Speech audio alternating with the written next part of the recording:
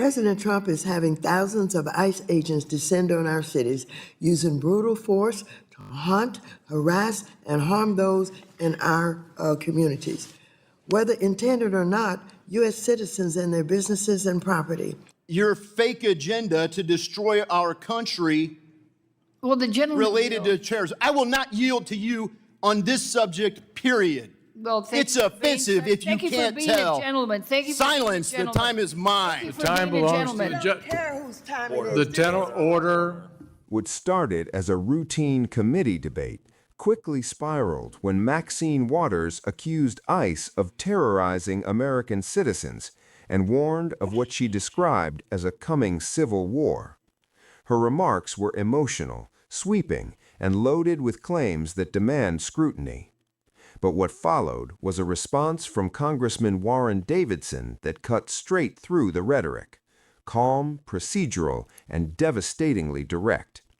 Let's You know, it's funny how the Democratic Party has seemingly gone into the idea of allowing it to come to the ideas of a civil war, the war that was the most devastating war to the United States. You continuously, with this issue with regards to illegal immigration and the rhetoric that's been pushed on having individuals in this country who knowingly broke the law to come over here in the first place, right? And also to want to strike up an issue to where you got so many people trying to fight for these individuals, to the point to where you're trying to just uproot the whole entire American system when these individuals most certainly knew that they were at risk of deportation in the first place. And for you to try to protect these individuals is kind of like unrattling. When it's like, how are you planning to protect these individuals unless there is not some type of violent aspects that you plan on introducing into the system to get your way, right? break down what was said, what was exaggerated, and why this exchange matters. Shop holders and small business owners who are American citizens are caught in the middle of the reckless and inappropriate responses of ill-trained ICE agents, only to be left with broken windows and damaged storefronts to repair. Who pays for this? Workers and families, also U.S. citizens, drive home at the end of the day only to be snatched out of their cars by masked men with tactical gear and wind up with their windows smashed in. Who pays for this? This Sunday in St. Paul, Minnesota, over a dozen ICE agents broke down the front door of a napping U.S. citizen. They forced and trampled their way into his home, pointing their guns and yelling at his family, while this 4-year-old grandson cried. Republicans on the opposite side of the aisle, you can do better than this. You can stand up for Ms. Good, who was killed, the mother of 3, an American citizen, other American citizens, people who look like they think should be deported, people of color, American citizens who are brown, who are yellow, who are black, et cetera, et cetera. Stand up for the citizens of this country. Otherwise, you're going to see a civil war. You know, I wonder where was Maxine Water at with all this rhetoric when, you know, my folks' house got kicked in. I was a young kid, probably a kindergarten, preschooler, or whatever, first grader. Can't remember the time. And it was during the war on drug era. You know, police came in there with battle tanks and all this other stuff, tactical gear and all this other stuff. And where was all this rhetoric at when I had to be subjected to that as a young child? I didn't hear Maxine Waters talking particularly like that on this particular issue, on that particular issue, when it involved the war on drugs, about families' doors getting kicked down, and, you know, they had to go in there and get my relative. Where was that talk at then? Was he getting protected? Did he have to go to jail and be separated from the family and me having to wake up kind of spooked in a way to where it was like, man, what's going on? I mean, where were you at that point in time? It's being empathetic to what Black people was going through this, the entire United States all this time. Now all of a sudden, where is that rhetoric with regards to a civil war then, when apparently my cousin broke the law, went to jail, and got separated for us for about a year or so because it was only a probation violation. That is being created between ICE and the National Guard. Jesus said we can be angry and not sin, so I'm going to give it my best shot right here. The amount of red herrings and false stuff that's being spewed for the premises behind this amendment is offensive.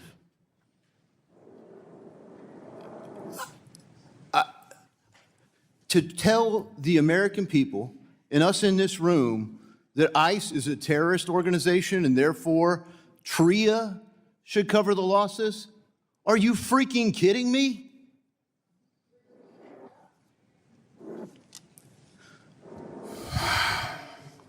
If you look at the proximate cause, you talk about the laws not being followed.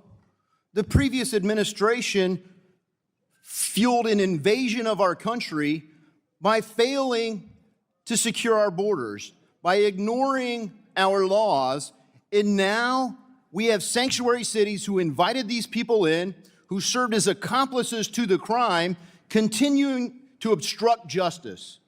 The reality is Alejandro Mayorkas and all of his accomplices should be on trial today. And if we don't put them in jail for a really long time after due process and a trial, some future administration is going to think they can fuel an invasion, only we need to do more of it faster. So part of what, how the Biden administration fueled a whole lot of illegal immigration was through the immigration parole system, which the Fifth Circuit of Appeal, the Fifth District Court had ruled that violated the law, violated the Immigration and Nationality Act within itself, with regards to the Biden initiation of the immigrant parole system, that accordingly he tried to circumvent the southern border and just allow people to come through ports such as, the airports and, ports and overseas, over boats and stuff like that. So if the court ruled that the Biden administration violated the Immigration and Nationality Act, how can anyone else seemingly rule different? What happened to judicial weight that has in all this process of that we're talking about right now, in accordance with what she's trying to strike up as a civil war? Now you get mad because ICE is enforcing the laws that the previous administration failed to enforce and want the government to cover for your game. The invasion you're fueling of our country, it's treason. It's treason. And it's a complete waste of this committee's time to even bring it up, to try to grandstand over your fake agenda to destroy our country. Well, the gentleman related to terrorism. I will not yield to you on this subject, period. Well, it's offensive if you can't tell. Thank you. Silence, the time is mine. The time belongs to I don't care whose time it is. The tenor order. Remember January 6th. Ladies and gentlemen, the time belongs to the gentleman from Ohio. TRIA is a program that I support. Every contract I've entered into has a force majeure clause. And there are acts that are unanticipated, that are hard to insure the risk for. I don't think the program's perfectly designed. I wish I was here for the debate. Mr. Rose presented his amendment. I don't think I agree with the points, but I do think, hey, we probably don't have a perfect terrorism risk insurance program, but I applaud Mr. Flood, Mr. Cleaver for working together on a reauthorization. That's what we should be focused on today. The idea that we would defund ICE is probably about as dumb as defunding the police. But Minneapolis wanted to do both. And so, yes, I hope those people are held accountable. But the Financial Services Committee is not the committee of jurisdiction for that. So if you want to do that, go to one of the other committees, do your grandstanding somewhere else, and quit wasting our time in this committee. I yield back. Maxine Waters opened by claiming that ICE operations are causing widespread harm to American citizens, damaged businesses, broken windows, and families allegedly terrorized by masked agents acting with excessive force.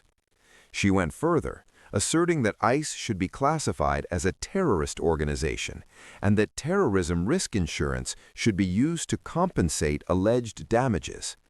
That claim is extraordinary, and it's where the argument collapses. Congressman Warren Davidson responded by rejecting the premise outright. He pointed out that the current enforcement actions exist because immigration laws were ignored for years. Sanctuary policies, he argued, actively obstructed enforcement and encouraged violations of federal law. Davidson did not mince words. He said the idea of labeling ICE as a terrorist organization was offensive, misleading, and legally absurd. He redirected the discussion back to the actual purpose of the committee, terrorism risk insurance, and accused Waters of using the hearing to grandstand. He also made a key procedural point. If members want to debate immigration enforcement or defunding ICE, this was not the committee of jurisdiction. In other words, this was the wrong forum for political theater. While Waters framed ICE enforcement as oppression, Davidson framed it as delayed accountability. One side spoke emotionally about fear and symbolism, the other focused on law, process, and responsibility. That contrast is the entire story. What makes this exchange notable is not just the rhetoric, it's the escalation. Accusations of terrorism, references to civil conflict, warnings of rebellion. This language is no longer about policy disagreements, it's about legitimacy itself. And that's a dangerous place for any political system to go. This wasn't just a heated moment, it was a warning sign about how divided the conversation has become, even inside Congress. If you want more breakdowns like this, focused on facts, context, and what actually happened, make sure to like the video, subscribe, and stay tuned.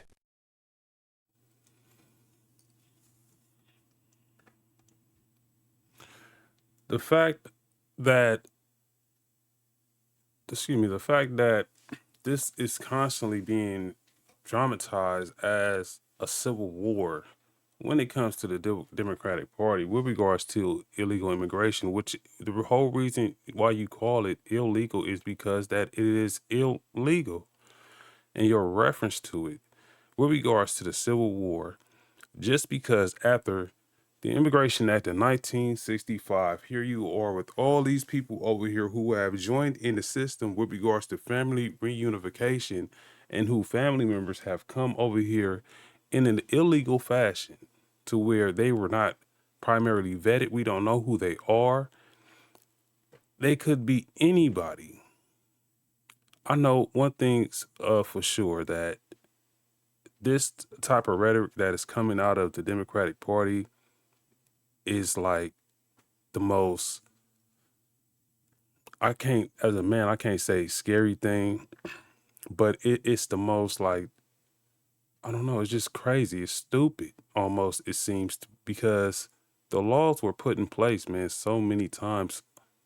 And we tried to fix the law so many times, to even refugee status and laws for refugees and all this to fix the system. And here we are still not able to get the system right when the laws are there to be put in place. Now, it would be different if you would acknowledge the fact that what the Biden administration had did was very radical to the system. But you don't want to even acknowledge that, and because of that, we can't sit here and have a rational conversation about how to fix what has been done when the American people is hurting. The American people is hurting. There is just a sales tax that is about to be put on California ballot currently right now with regards to allowing California to fix after the wealth tax. And Mark Zuckerberg apparently is going to be leaving of Florida because they don't want the 5% wealth tax. Here they are, they trying to kick it back down to the middle class in order to have a 5-year sales tax that would increase our sales taxes to 12%, all because the California healthcare system is blown up because you have the Democratic Party who has tried to, who see, this is why you got to believe that this is a part of terrorism and that this is part of a coup more than anything, because here we are, you know that this is hurting the system, and here you are pretty much calling out for a civil war. You calling for these immigrant families, these individuals who are come over here illegally, you calling out for their families to be out in the streets to protest, knowing that these protests are going out and coming out violently. You're calling the people that you helped it put in place as the Democratic Party. You calling them the terrorists right now when it seems like they are more people that you put in place. So why did you hire them in the first place? But however, it's seeming more of as if this is all a coup. This is all a coup for power of the government, and you're trying to do it through immigration, through illegal immigration. This is not a play. How can you call the people that you hire into serving the community in which you have uh, governance over terrorists? How can you call them as the terrorizers when you hired them to do the job that you hired them to do, and now that they're doing the job, the same exact job that you hired them to do, here you are demonizing them as the ones who fought when first and foremost you gave them the paycheck. You gave them the paycheck. There is more information with regards to this whole coup aspect. There's a book about this out right now. I'm going to look more into it because it's, disheartening that we're trying to get on this whole aspects of being in regards to something that was the most devastating part of American history, where slaves had to be freed. They had to fight for their freedom. And you referencing this issue with regards to something that the Fifth District Court, the United States District Court, already ruled was a violation of immigration law, and you're standing on it. Tiny Cross-H.U.G on the Trumped Up Live show. Always remember to like, share, and subscribe to the channel. And always remember, it's a good day to be a soldier.